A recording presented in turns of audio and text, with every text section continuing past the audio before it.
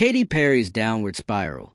From a comeback flop and embarrassing mom moves to her split from Orlando Bloom and that bizarre space mission, as the singer faces legal battle with disabled veteran. She was once one of the biggest pop stars in the world with her hits I Kissed a Girl, California Girls, and Teenage Dreams, a soundtrack to the early 2000s, selling over 151 million records worldwide.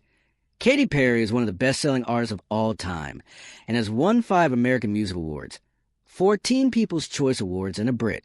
However, more recently, the star has been on the downward spiral, with her latest music failing to revive her once chart-topping career.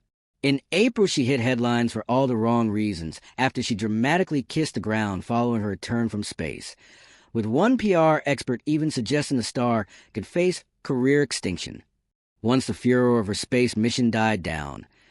Katy suffered heartbreak in her personal life as she split from her fiancé Orlando Bloom. Despite her personal turmoil, Katy has soldiered on, performing on her Lifetime's tour around the world.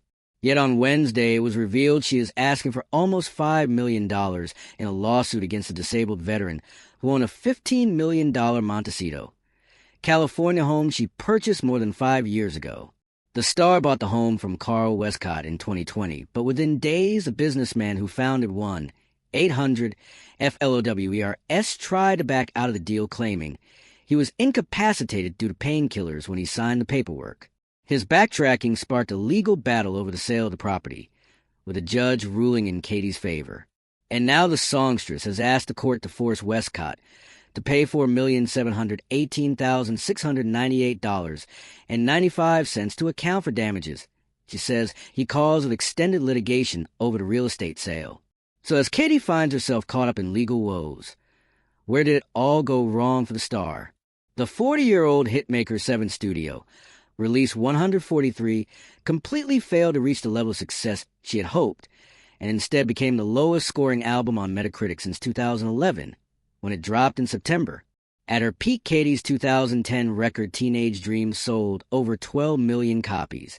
However, since then, her sales have steadily declined, with her 2020 album Smile selling just 1.5 million.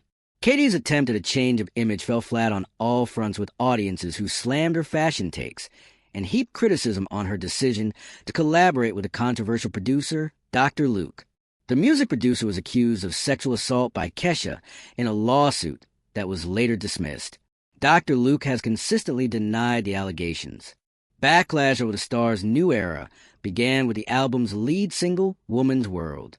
Despite being billed as an empowering feminist anthem, the track was dismissed as unoriginal, hypocritical, and formulaic. Katy's waning support was also apparent at the 2024 Jingle Ball, when fans began to leave the Madison Square Garden venue early after she took to the stage. Katy's rollout of her new music, her new album, and her upcoming tour haven't gone the way she has wanted to go at all, a source said. Some have joked that her Lifetime's tour should be called the Lifeless Tour. They continued, "The only thing that she is doing right is starting the tour outside the U.S. She is getting lots of response and tickets are selling very well, which might be very different once U.S. dates are announced because the charm that she has overseas is not what it is in the States." Katy's personal life also took a turn this year after she split from her fiancé, Orlando Bloom. While the Hollywood couple never officially tied the knot, they have been engaged for 6 years and share a 5-year-old daughter, Daisy. The pair began dating in 2016 after meeting and bonding over a shared love of In-N-Out Burger at a Golden Globes party. They later got engaged 3 years later on Valentine's Day 2019, before welcoming Daisy into the world.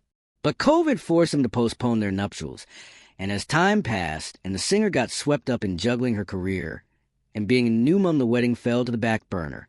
They started to hit a rough patch, and with her massive Lifetime's World Tour continuing through December, getting married was not on their radar, an insider alleged.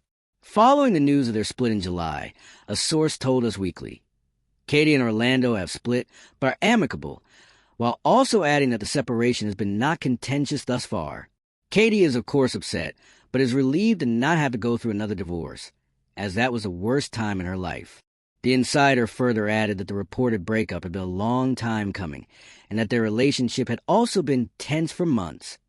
And Katy has since made reference to the breakup in her latest music video for her new hit Band-Aids. In the gory video, Katy sings about trying to save a dying relationship as she survives a number of unfortunate accidents, including sticking her hand in a garbage disposal, her shoelace getting caught in an escalator, and a tree log falling off in the truck in front of her and hitting her car. She then gets her foot caught on the train tracks as an oncoming train speeds toward her, and that's when she catches sight of a daisy, a touching nod to their daughter.